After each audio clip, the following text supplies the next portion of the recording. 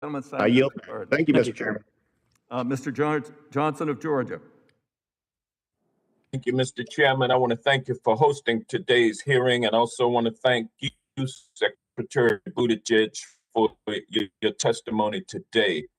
In your view, sir, should the federal government incentivize car and truck purchasers, including fleet operators, to purchase electric vehicles? And if so, how should they be incentivized? Well, it's certainly a policy goal of the administration to encourage the adoption of electric vehicles. As you know, we've had some policies in that regard for some time, such as the tax credit, but the tax credit is limited based on how many vehicles are purchased from an individual automaker. And now would be a good time to look at what adjustments could be made. I will say that over time, I think eventually the pricing on the electric vehicles gets better and better to where it becomes a financial win regardless because of the lower cost of maintenance and fuel. But in many categories of vehicle, we're not there yet. And I would say, at least speaking for myself in this department, we're very open to a number of different approaches that can help us meet that policy goal. Thank you. Since 1982, highways have received approximately 80% of surface transportation funding, and transit has received approximately 20%. Do you and the administration believe we can meet our transportation needs, respond to the climate crisis, and connect all Americans to jobs and services by continuing the way we currently distribute federal funding for highways and transit, often referred to as the 80-20 split?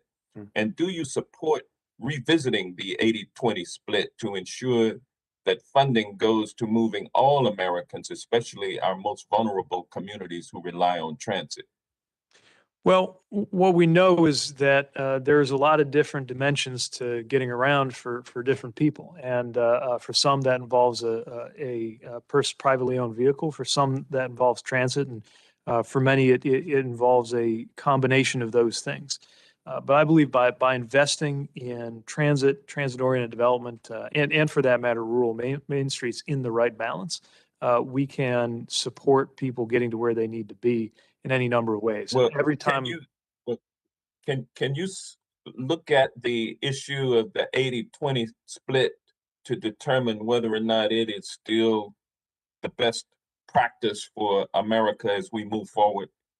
I'd welcome an opportunity to take a look at that and work with you on that.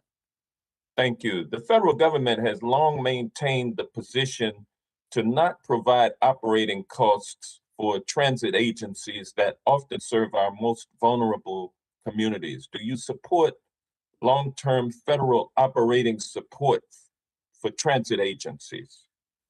I do want to take a look at that. As you know, the COVID relief that Congress authorized did support those operating costs in a way that I think was welcomed by transit agencies across the country. But as you point out, that's not been customarily the way the federal government supports transit. And if all of the support is in the capital direction and not in the operating direction, sometimes that can actually create an incentive to take on equipment that then raises operating costs, and it can be a bit of a cycle that's a problem. So I do think that anytime there's a reauthorization or a revisiting of the congressional authorities, it's a good time to look at that.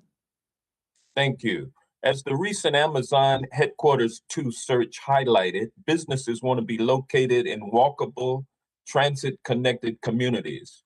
Last week, a coalition of local chambers of Congress wrote to this committee and made it clear that businesses want the federal transportation program to invest in projects that improve people's access to jobs and services, not increase vehicle speeds.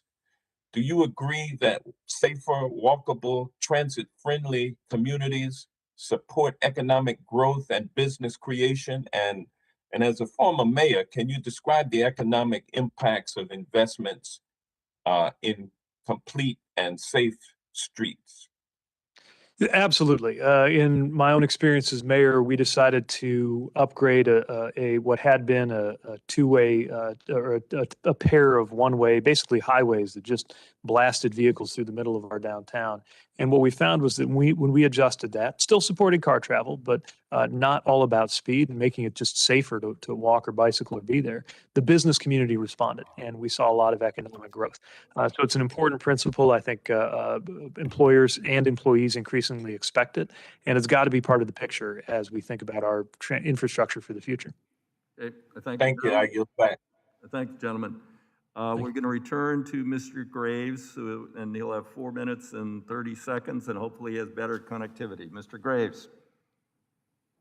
Thank you, Mr. Chairman. Mr. Chairman, I'm sorry about that.